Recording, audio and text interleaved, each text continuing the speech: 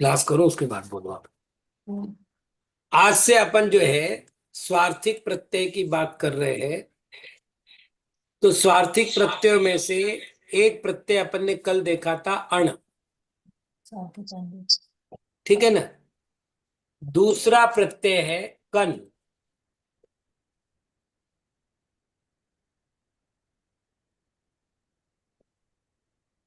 कण जो है इसका प्रयोग होता है इव अर्थ में। इव यानी के समान। और क शेष रहता है। इस प्रत्यय की एक विशेषता है कि ये प्रतिकृति रूप प्रातिपदिक से लगता है।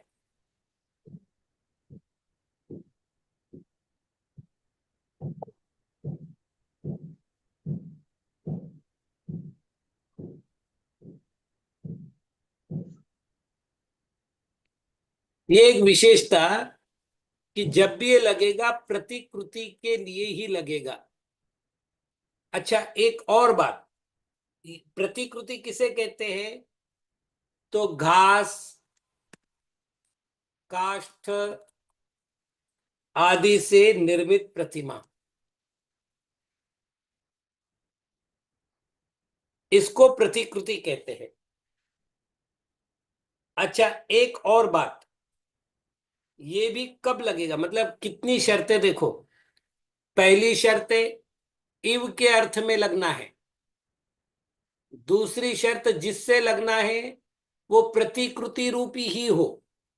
और तीसरी शर्त है उस प्रतिकृति के द्वारा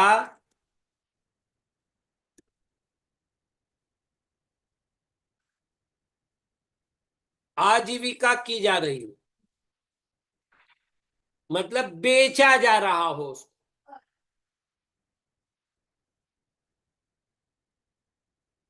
मतलब सरल से बताऊं, मैंने ये देखे लोगों को, मिट्टी के गणपति, शंकर जी इत्यादि एक टोकरी में रखते हैं, माथे पर लेते हैं और घर घर घूमते हैं। और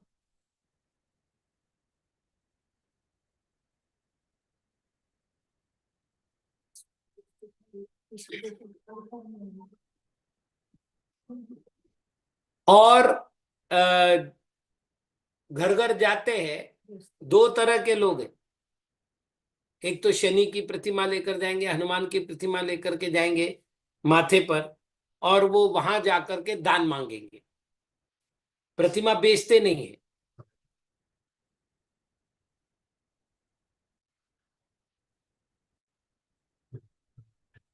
लेकिन दूसरे तरह के लोग होते हैं जो बेचते, खासतौर से गौरी की प्रतिमा, गणपति की प्रतिमा बेचते हैं। तो दो तरह के, मतलब घर घर तो घूम रहे हैं। एक जैसे शनि महाराज का हमने देखा था, हमारे घर के साथ आते थे शनिवार के दिन, तो तेल वगैरह मांगते थे हमसे। तो वो प्रतिमा बेच नहीं रहे, दिखा रहे। तो यदि बेच रहा है तभी जाकर के कर्ण प्रत्यय का प्रयोग होगा। ठीक है। जैसे राम इव प्रतिकृति ही, तो राम धन कन,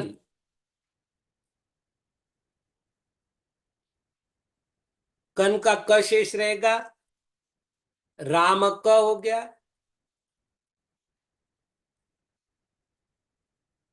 और चूंकि राम पुल्लिंग है इसलिए राम की प्रतिकृति भी जो है राम क हो जाएगा। यदि वो बेचता नहीं है, केवल प्रतिकृति दिखाता है, तो फिर कन प्रत्यय का लोप हो जाएगा। तो कन प्रत्यय का लोप हो जाएगा तो राम ही बचेगा। तो राम का अर्थ हो गया राम के समान, अथवा राम तो संज्ञा हो गई तो कोई बात ही नहीं है। तो ये ध्यान रखिएगा कि कन प्रत्यय का प्रयोग इसी प्रकार से होगा। इसी प्रकार अश्वकादि शब्दों में भी, अश्व आदि शब्दों में भी इसका प्रयोग होता है। तो अश्व, अश्व धन कन,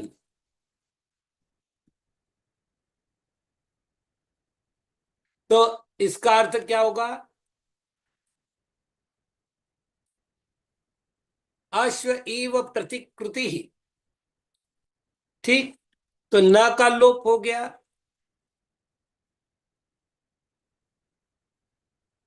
न का लोप होने के बाद बाकी और कोई कार्य नहीं होना है, तो ये अश्व क बचा, और हमने उसके साथ प्रथमा विभक्ति का एक वचन अश्व कह बनाया। तो ये कर्ण प्रत्यय का प्रयोग होता है। अब इस तरह चाहे जितना ले लो, उष्ट्रकः, गर्दभकः। हाँ तो कर लो ना, एक मिनट। उष्ट्रकः, गर्दभकः, है ना। मान लेते सीता की प्रतिमा कहनी है, सीता इव प्रतिकृति ही, तो सीता धन कह, तो सीतकः हो जाएगा, हस्तिकः हो जाएगा।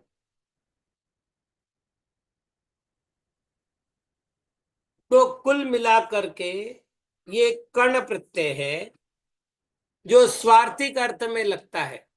ये सीता का वो हट जाएगा, आ हट गया, अ रह गया।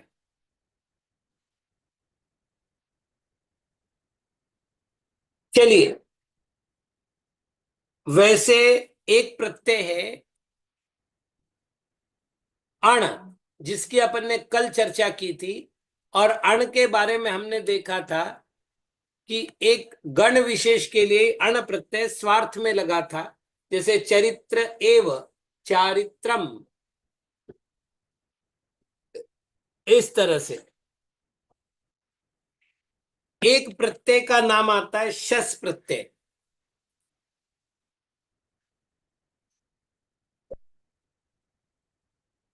अब इन्होंने स्वार्थिक प्रत्यय में बताया है इसको तो, लेकिन सामान्य रूप में बहुअर्थक अथवा अल्प अर्थक शब्द के साथ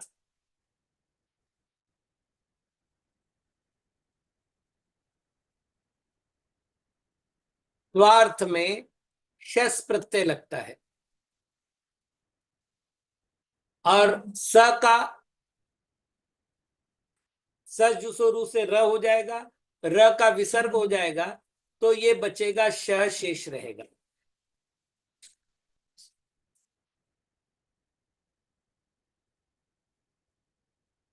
अब इसमें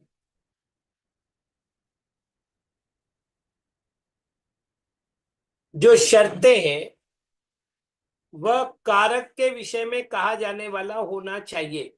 जैसे अपन बहु शब्द लेते हैं, तो बहु शब्द के पर्यायवाची बहु, भूरि, प्रभूत। अल्प का लेते हैं तो अल्प, स्तोक, कतिपय।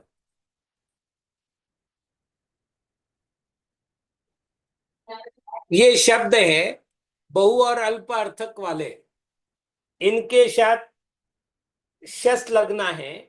अब इनका कहना है कि ये भी जो है कारक के विषय में कहने वाला होना चाहिए। मतलब बहु तो अव्यय है, केवल बहु के साथ नहीं लगेगा, वो कारक के विषय में कुछ कथन करने वाले चाहिए। जैसे उदाहरण के लिए बहूनि धनानि ददाती थी, बहूनि धनानि ददाती थी। अब मुझे ये बोलना है, अब आप देखना, बहु क्या हो गया यहाँ? विशेषण किसका? धन का। अब धन क्या है? नपुंसकलिंग, इसलिए बहु क्या हो गया? नपुंसकलिंग। ठीक। तो बहुनी धनानी ददाती थी, तो हमने क्या किया? बहु शब्द रखा, शस प्रत्यय लगाया,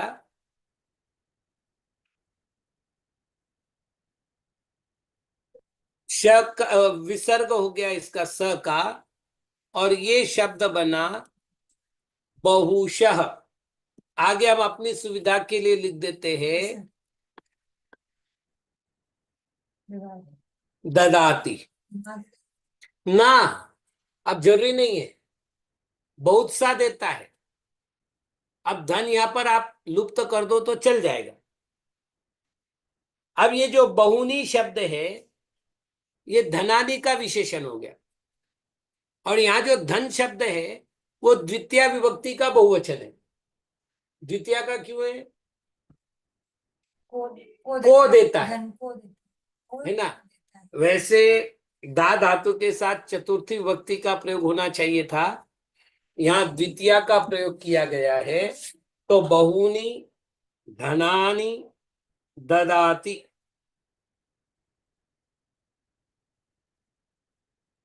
अब एक और शर्त है, क्या शर्त है वो बता दूं, बाकी कर लो आप। भूरिशः, प्रभुतशः, अल्पशः, अनेकशः, कतिपय। क्रमशः हाँ? क्रमशः ना इसमें नहीं आएगा क्रमशः। क्रमशः का अर्थ हमारी शर्त क्या है? नहीं, ये करते एक एक बात ध्यान रखनी है। ओवरऑल वो अर्थ होना तो चाहिए। फिर आप जो बोल रहे हैं वो क्रमशः नहीं आएगा। तो हमारी दो ही शर्तें इसमें, बहु और अर्थ, अल्प अर्थ वाले ही होने चाहिए। बाकी अर्थ वाले हो तो इसका प्रयोग नहीं होगा। आगे अब एक प्रश्न है,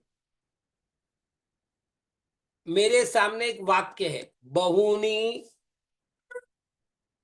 धनानी ददाती श्राद्धेषु। ठीक है। अब आप देखिए यहां इति तो अपन ने केवल अपनी जानकारी के लिए लगा, नहीं लगा तो भी काम चल जाएगा। ठीक है ना? तो वास्तविक क्या है वो? ददाती। तो बहुनी धनानी ददाती और बहुनी धनानी ददाती, इन दोनों में कुछ अंतर है क्या? तो नहीं है। अच्छा, द्वितीय विभक्ति यहां भी, तो फिर यहां पर शस प्रत्यय लगा देवे क्या? ये प्रश्न किया जा रहा है। तो इन्होंने एक और शर्त रखी है, क्या? मंगलमय प्रातिपदिक के साथ ही शस प्रत्यय का प्रयोग होगा।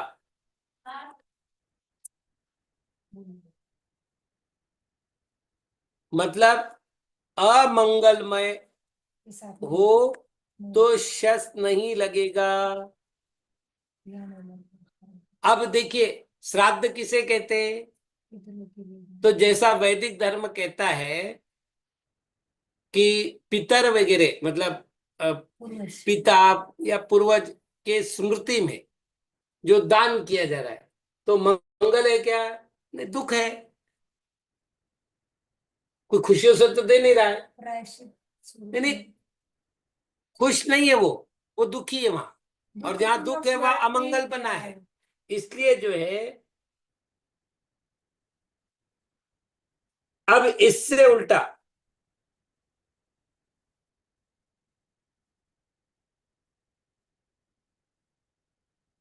अब दूसरी बात, वो ये होगा बहू के साथ।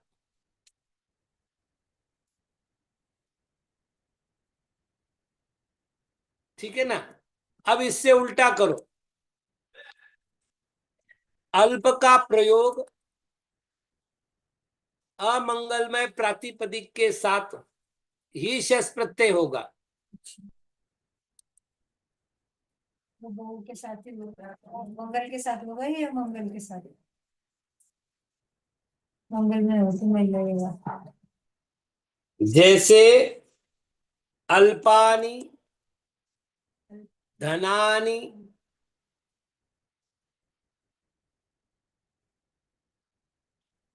ददाति अभ्युदयिकेषु।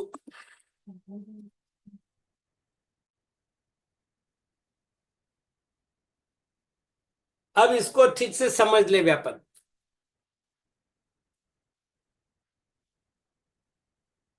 यहां हमारे सामने उदाहरण था बहूनी धनानि ददाति श्राद्धेषु, और यहां उदाहरण है अल्पानि धनानि ददाति अभ्युदयिकेषु। अभ्युदय और निःश्रेयस दो प्रकार की क्रिया होती है।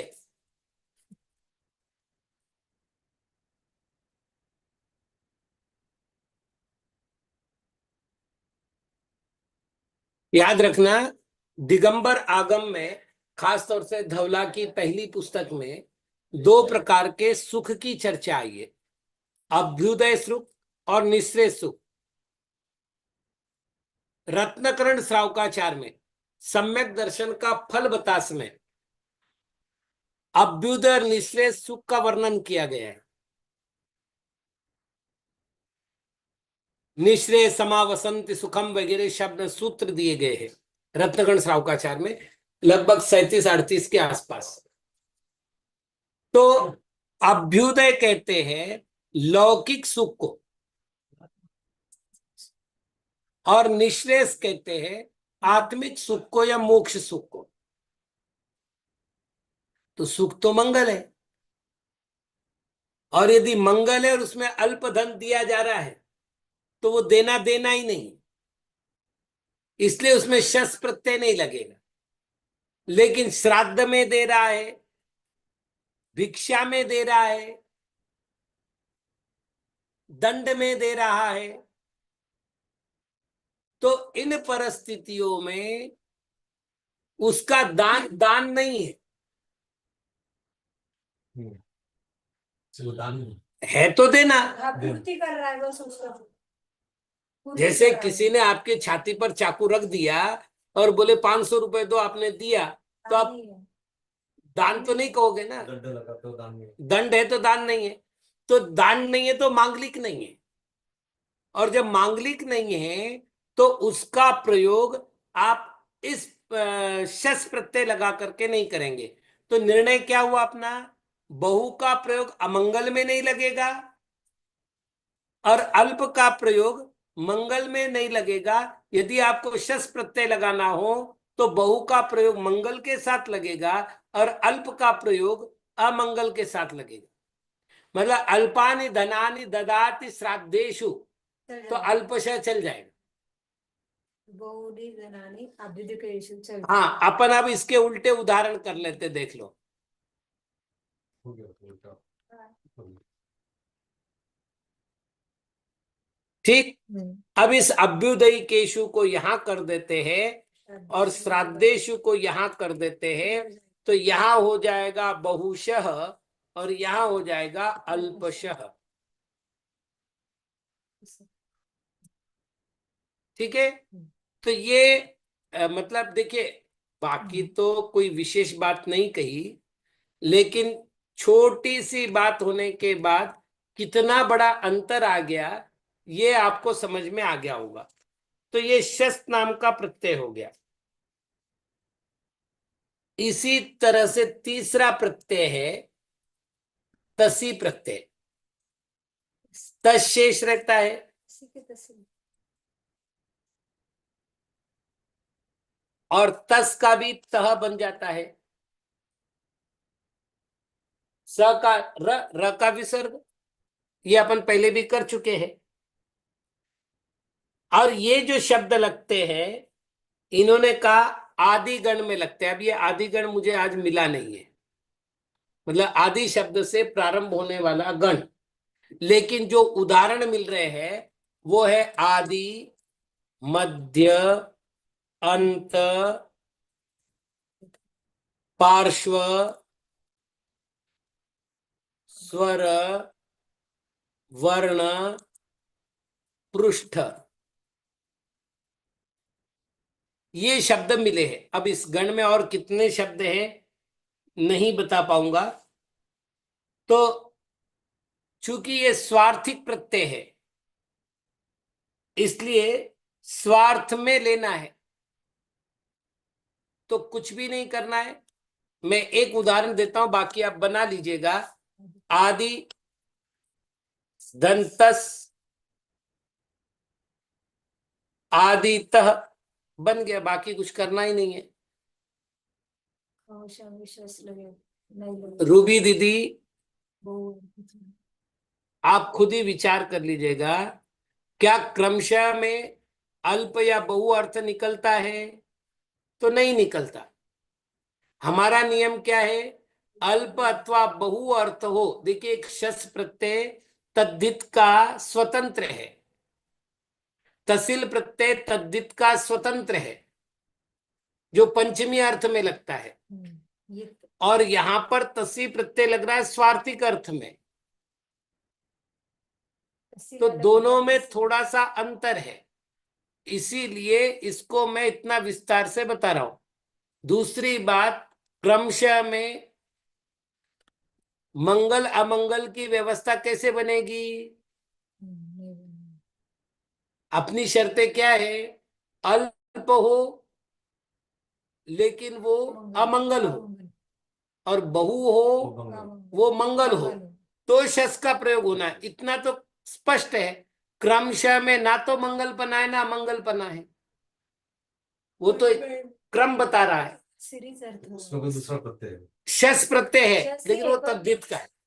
तद्धित का है। हाँ, और ये किसका है? ये मात्र स्वार्थिक प्रत्यय है। प्रत्यय मतलब अब इसका अर्थ होगा आदि तिष्ठन्ति इति आदितः।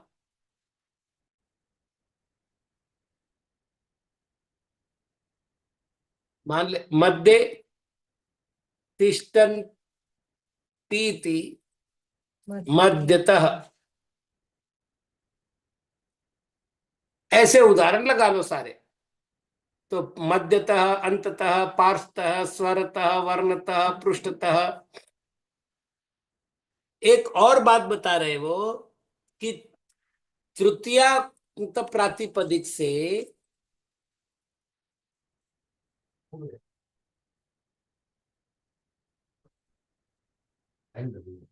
तसी प्रत्यय लगाया जा सकता है। जैसे ज्ञानेन, इसकी जगह हो जाएगा ज्ञानतः। अब आप करते रहिएगा। इसका मतलब वीर्येण, ज्ञान से अर्थ करना पड़ेगा। जी। धनेन, वृत्तेन, जन्मना, तीर्थेन, नामना।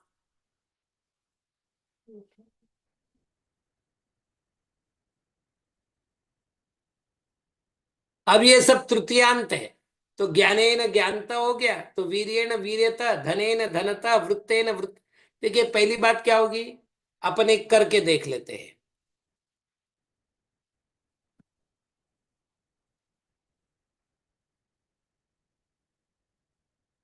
ये जो नामना शब्द है, इसके साथ अपन ने लगाया तसी,